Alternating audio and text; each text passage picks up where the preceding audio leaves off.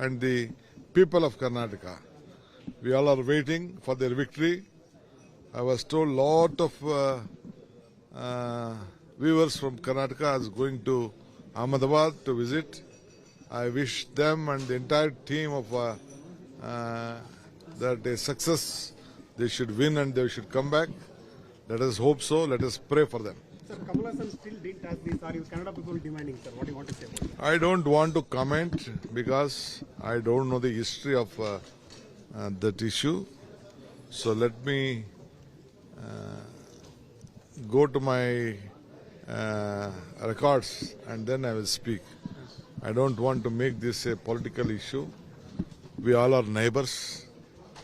We all have to work together, live together. Our water goes to Tamil Nadu. Tamil Nadu people come here. We are not enemies. We all are friends.